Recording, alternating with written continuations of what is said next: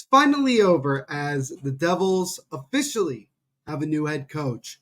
What is going on, Devils fans? It is, as always, your host, your best friend, your confidant, your number one source, Neil Villapiano, and welcome to another special edition of the Devils State of Mind podcast right here on the Hockey Podcast Network, as well as Sports Wire Radio, your best place to get everything you need to know about your new head coach version New Jersey Devils. And as always, guys, thank you so much for taking time out of your day to check these episodes out. Happy Memorial Day weekend. I'm recording this on Monday, May 27, 2024, on Memorial Day. And we thank all of the brave men and women who sacrifice so much for everything to give us the freedom that we have and the ability to do things like here at the Devil's State of Mind podcast. And again, thank you to everybody who takes time out of their day to check this episode out, whether you're here on YouTube or wherever you listen to podcast episodes.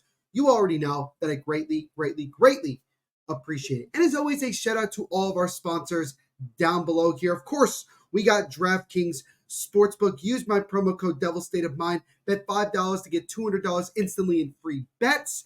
Also, shout out to SeatGeek. Use my promo code Devil State of Mind, and you can get $20 off your first purchase of $50 or more. And again, with DraftKings, make sure to use promo code THPN. Let me correct myself. And last but certainly not least, shout out to Horns and Tail Napa Valley, the official wine club, of the New Jersey Devils, and the official wine sponsor of the Devil's State of Mind podcast. And use my promo code Devil State to get 10% off all of your orders.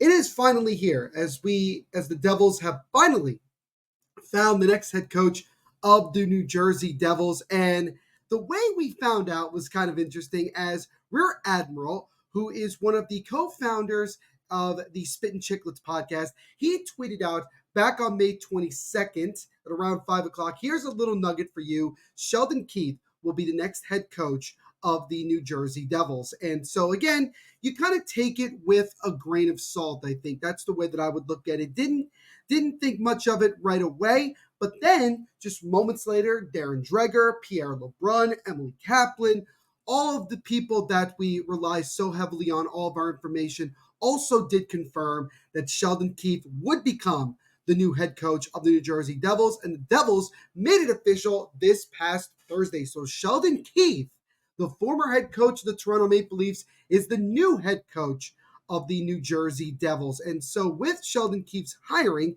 he becomes just the 22nd head coach in Devils franchise history. And he also becomes the second youngest head coach in Devils history, with John Hines being the youngest. Sheldon Keefe is 43 years of age coming into this. And I think we can all agree, based on all of the rumors, the reports, and everything that went on, that it really did come down between Sheldon Keefe and Jay Woodcroft as the most likely two finalists and most likely options for the Devils head coach, especially once Sheldon Keefe became available, because a lot of what we heard was basically that when Sheldon Keefe got let go by the Leafs a couple days after they lost in Game 7 of the first round of this year's playoffs to the Boston Bruins, that Sheldon Keefe became the top target for the Devils. And also because it had been speculated and eventually became true that Craig Berube was going to wait to see if the Toronto Maple Leafs job became available. And that's exactly what happened. He went to Toronto. Then it was down to Sheldon Keefe and Jay Woodcroft. There was some speculation through Elliot Friedman on his 32 Thoughts podcast that it was unclear if Sheldon Keefe was going to take the year off or if he was going to jump right back into coaching. Now, financially, he didn't have to do this because Sheldon Keefe's 2-year contract extension that he signed last year would start this upcoming year. So he didn't have to jump right back into it. But instead, he decides to jump back into it to become the new head coach of the Devils. And the Devils scrapped the 2-year extension and signed him to what is basically now a typical 4-year contract to become the Devils head coach. It also comes with a pay raise, we found out, as well. So again, not much of a surprise with any of this when you look at just everything that came down. And I'll show you here really quickly. This was from Pierre LeBrun on Twitter. He says Devils expected to make Sheldon Keefe hire official tomorrow. This was a few days ago. Keefe had a 2-year extension kicking in with the Leafs next season, but the Devils ripped that up and signed him to a fresh 4-year deal. Hint, got a raise over what the 2-year extension would have paid. So that's kind of an interesting thing. And also, this is the first Devils coach that has a Twitter account. So in case you want to follow our brand new head coach, he is on Twitter at Sheldon Keefe. He tweeted this out on the day of the announcement. Said, "Speak of the devil, ... Let's go New Jersey." And of course, tagged the Devils Twitter account. So yes, again, Sheldon Keefe is the new head coach of this Devils team. And let's take a look a little bit at what Sheldon Keefe has done in his career up until this point. So he's coming off spending the last 5 years as the head coach of the Leafs, starting back in early 2019-2020, recorded a 212, 97, and 40 career record. That's good for a .665 winning percent or points percentage, during his tenure. And his regular season win total ranks 5th all time in Toronto's franchise history. His points percentage placed him first among all head coaches in Toronto's franchise history. Keefe was also the second fastest coach in NHL history, a tie with Bruce Boudreau, to accumulate 200 wins in an NHL career, just behind Dan Bylsma. So just from a regular season consistent point, Sheldon Keefe has been tremendous. He has gotten so much out of that Toronto Maple Leafs team. Yes, you look at the talent that they've had with Austin Matthews, Mitch Marner, William Nylander, Morgan Riley, John Tavares, and the list goes on. And yes, all those guys are incredibly talented and could have success with whoever's behind the bench. But Sheldon Keefe, I think, in my opinion, got the most out of those guys and really helped them to have tremendous years. Look at Austin Matthews this past year with 69 goals. Nice. I mean, it really is impressive what he was able to do. And I think Sheldon Keefe does play a part in that tremendously. Keefe, with also the success, led the Leafs to 5 consecutive postseason appearances and has a 16-21 record in 37 career Stanley Cup playoff games. So yes, the knock on Sheldon Keefe is going to be he's had all this success in the regular season, but once he comes to the playoffs, he has been outcoached. If you look at it, other than one playoff series, Sheldon Keefe and the Leafs have been close in every single series that they've been to. They did win a playoff series the previous year in 6 games over the Tampa Bay Lightning, and he has been able to have some success in the playoffs, not a lot. And so there is going to be that worry from Devils fans to say, are we just hiring another retread coach who is not suited for what the Devils need?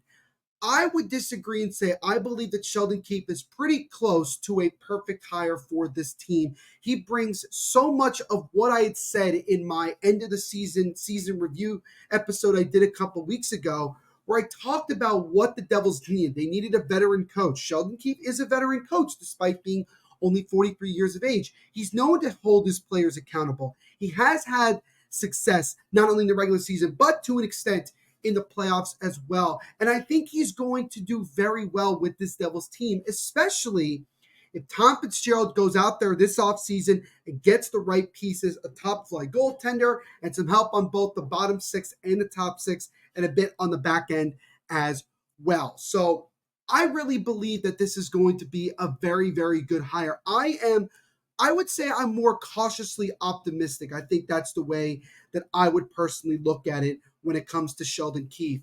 And when it was pretty much between Keefe and Woodcroft, I looked at it as the Devils really couldn't fail either way in this. They couldn't make a bad decision.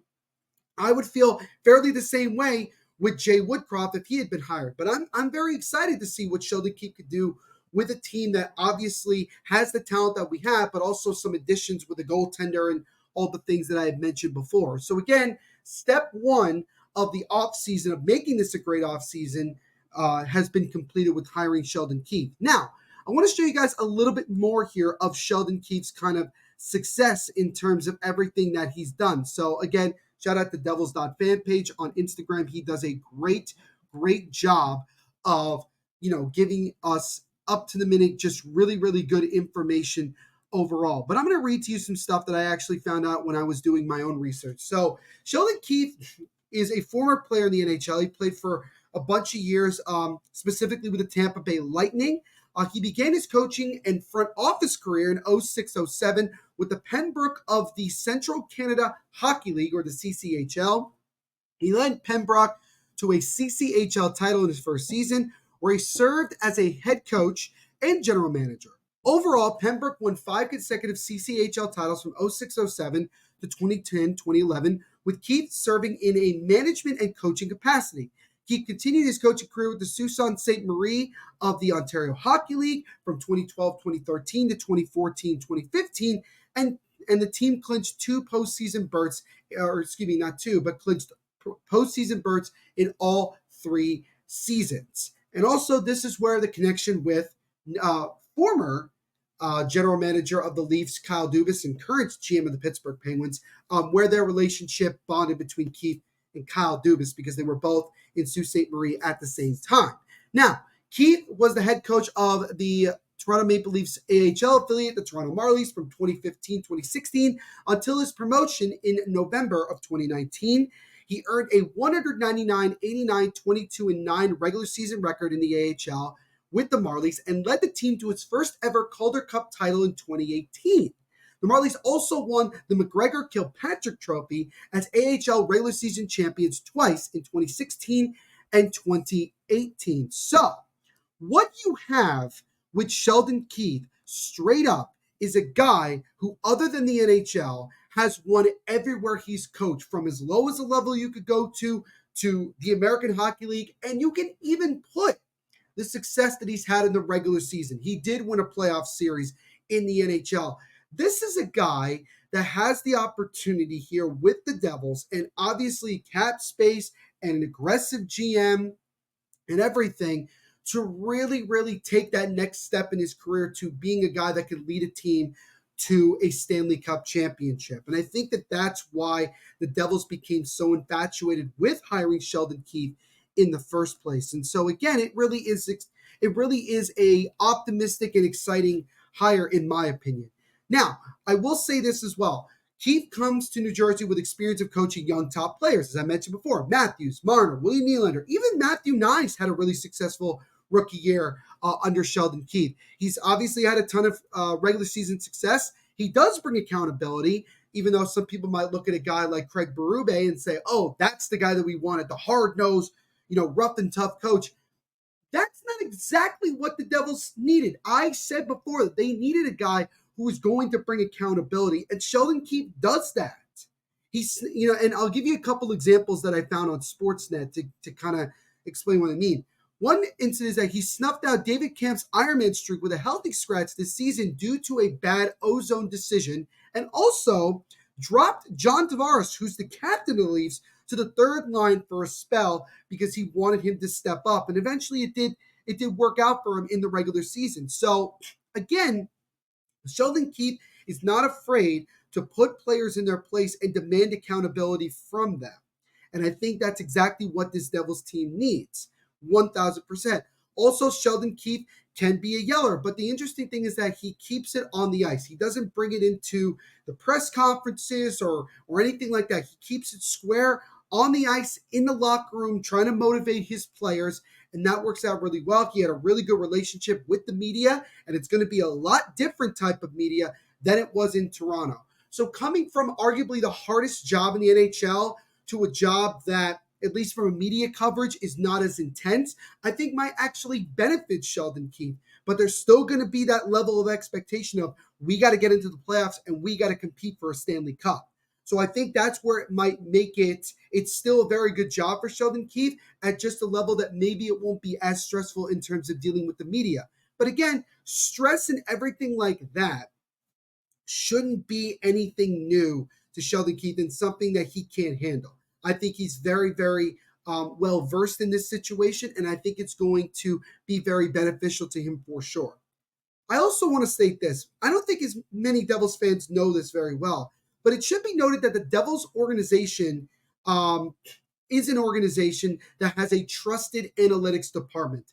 Ever since Tom Fitzgerald became the Devils general manager, he has put a pretty big emphasis on relying not entirely, but relying a good amount on analytics, having a big analytic department. He's created a lot more jobs within the organization to try to help this team. To that end, hiring Sheldon Keefe makes for a really smart fit because Keefe is known to be a diligent student of the game, able to sprout off where tonight's opponents rank in slot passes and offense generated by its blue line. He does his homework as well, and he learns his enemies inside and out, understands everything that's going on. And the only thing you could say about what could be considered maybe a counter argument to that is that he places too much focus on the other guys and not enough emphasis on imposing the identity that he wants his team to have. So the hope is that Keith can kind of work on having more of a balance of that. And I think if he can do that, it's going to work out tremendously. And another thing that's really interesting is that Keith comes to a Devils team that has similar issues and problems that the Leafs had. The only difference is, and what I mean by issues is a team that's underperformed, lack of goaltending, need to be more playoff ready, right? And I think you could say a lot of the same with the Toronto Maple Leafs. But the Devils also have a lot of high-end talent, a lot of very skillful talent, without question. The big difference is that Keefe's coming in to a Devils team that has a way better defensive core than he ever had in Toronto. His number one defenseman in Toronto was Morgan Rielly, and that's no knock on Morgan Rielly. But after that, you had a lot of very mid and not very skillful defensemen, not a lot of puck-moving defensemen, to give you a really good example. But you look at the Devils, the talent they have on the back end. Dougie Hamilton at full strength, obviously. Jonas Siegenthaler, who I think is poised to bounce back. Same thing with John Marino. You have Luke Hughes. You have Simon Nemeth. You have potentially Seamus Casey coming into the fold. Kevin Ball could develop well under a system led by Sheldon Keefe. So overall, this is a better defensive core just right now on paper than Sheldon Keefe ever had in Toronto. And so I think that Sheldon Keefe is going to get a lot, even more than maybe Lindy Ruff could get out of this defensive core. And maybe adding another puck-moving defenseman like a Shea Theodore, like a Brendan Dillon maybe in the offseason could make that defensive unit as a whole just that much better. So that's something to keep in mind as well overall. But the bottom line is this. I think the Devils definitely did a really, really good job of nailing this hire. They waited it out. They wanted to give Sheldon Keefe the opportunity to really think about it. He did. And obviously it's a match made in maybe not heaven, but hell, but in a positive way because it is the Devils. But nonetheless, Sheldon Keefe is now the new head coach of the New Jersey Devils, and it'll be really interesting to see what he can employ once we get into training camp and obviously into next season. This just makes me that much more excited for next year.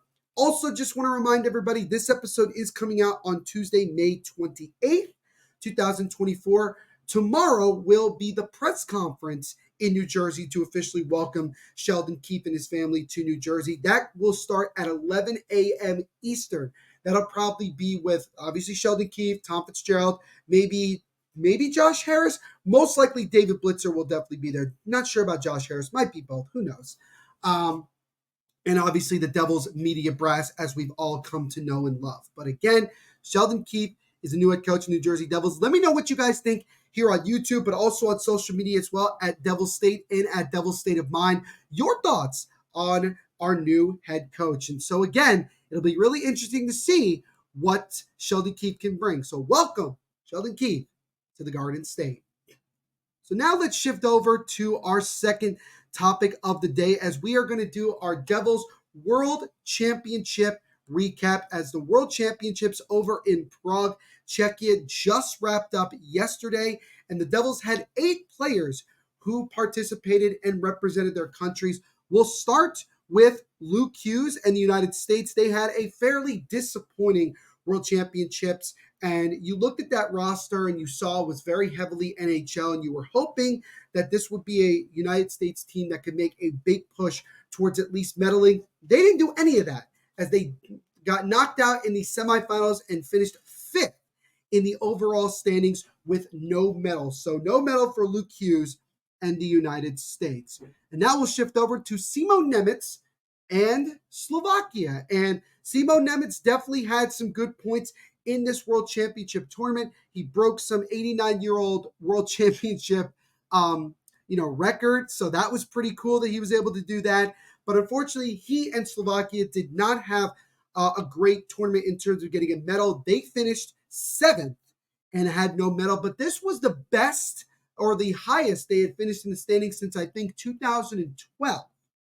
So there's at least something to build upon there. Simo Nemec definitely taking a leadership role as being one of the captains of Slovakia. So this is a guy that finishes off with, I think, overall pretty solid first year of playing professional hockey. Played obviously internationally as well. So that is where both Luke Hughes and Simo Nemec finished in this World Championship. Now we'll shift over to the guys that played for medals here. We'll start with Nico Dawes and Dawson Mercer, who both played for Team Canada in this World Championships.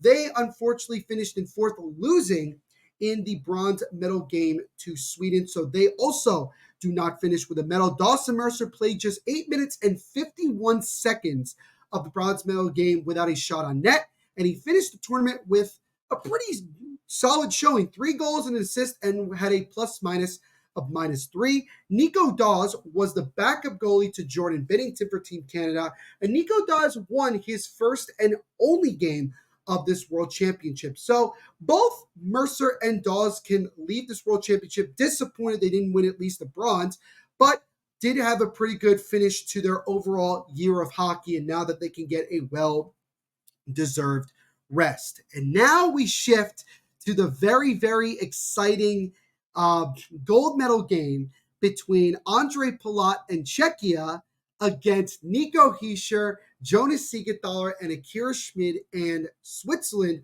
for the gold medal. And when it was all said and done, it was Andre Palat and Czechia, the host country, winning 2-0 in the gold medal game over Switzerland, as Andre Palat finished playing 16 minutes and 57 seconds of the gold medal game with 3 shots on goal, had a plus-minus of -1, and in the 10 games that he played in this World Championships, Palat had 3 goals, 3 assists, and a plus-minus of -3. So a very, very great tournament for Andre Palat. And yes, say what you want about these first 2 years for Palat in New Jersey. It has been very, very up and down, maybe more down than up. And it is frustrating. And you look at the contract that he signed, and yeah, it's frustrating. But there's no mistaking that Andre Palat is still a very talented player in his own right. And I'm excited to see what he can do playing under Sheldon Keefe. And now Sheldon Keefe gets a really talented, veteran that's probably on his way to the Hall of Fame, who's won several Stanley Cups.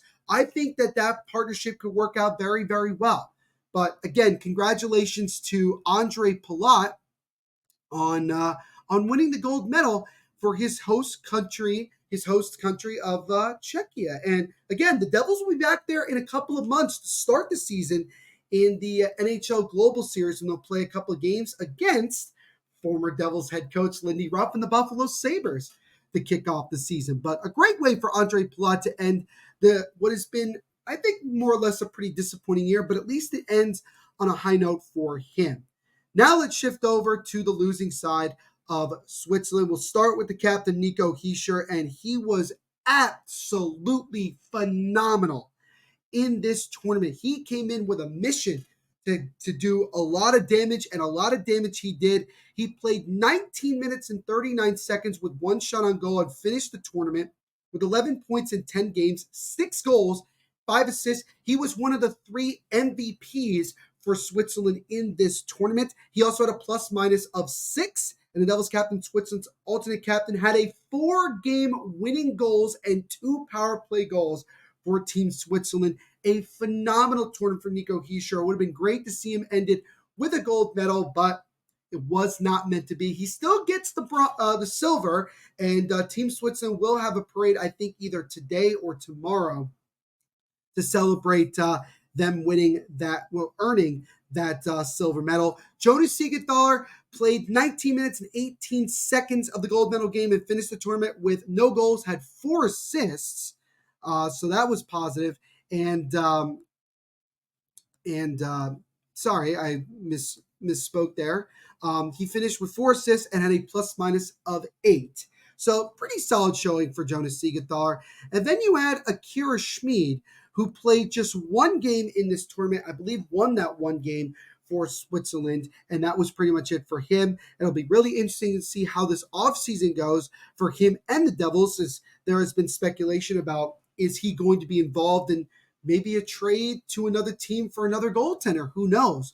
But that is the overall recap of this World Championships for the New Jersey Devils participants. So congratulations to Andre Palat on winning the gold, and still a congratulations to Nico Hischier, Jonas Siegenthaler, and Akira Schmid on earning the silver medal. And so all of those guys can now relax and go into their vacation and rest up and get ready for next season.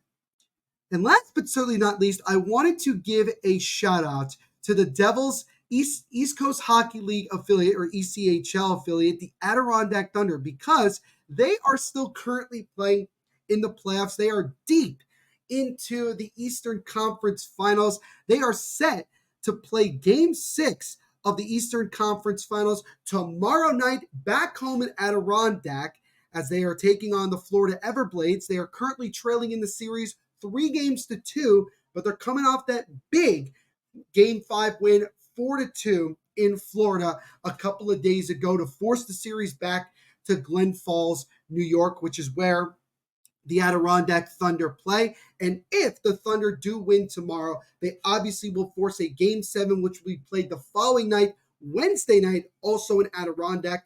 The winner of this series goes on to the Kelly Cup final. And by the way, the Florida Everblades are the ECHL affiliate of the Florida Panthers. So at least we have one of the Devils affiliates still continuing to have a ton of success here in these playoffs, and we'll talk about them more depending on where they go. If they can make it onto the finals, or if their season comes to an end tomorrow or Wednesday, who knows? The Florida Everblades won Game 1 in Adirondack, then the Thunder won Game 2, and then the Florida Everblades won the next 2 games to go up 3-1, and then, as mentioned before, the Adirondack Thunder won Game number 5, 4-2. And you can watch all of the games on flowhockey.tv with Rob Lipolis, who does a great job being the play-by-play voice of the Adirondack Thunder. Shout out to him. I'll probably tag him on Twitter as well. He also gets you ready on game days with a little bit of a preview as well. Does a great job covering the Adirondack Thunder. So here's to hoping that the Adirondack Thunder can win Game 6 and then go on to win Game number 7. I'm going to show you guys really quickly again. Game 6, Tuesday, May 28th. By the time you guys listen to this, it'll be tonight. And then Game 7, if necessary, will be the following night, Wednesday, May 29th at 7 p.m. So again, best of luck to our boys up in Adirondack, as we hope they can come away and find a way to come back from down 3-1 and move on to the Kelly Cup finals. And so, Devils fans, the first step of the offseason is complete, with Sheldon Keefe becoming the new head coach of the New Jersey Devils. But this is just the beginning of what should be a very big offseason for this New Jersey Devils team.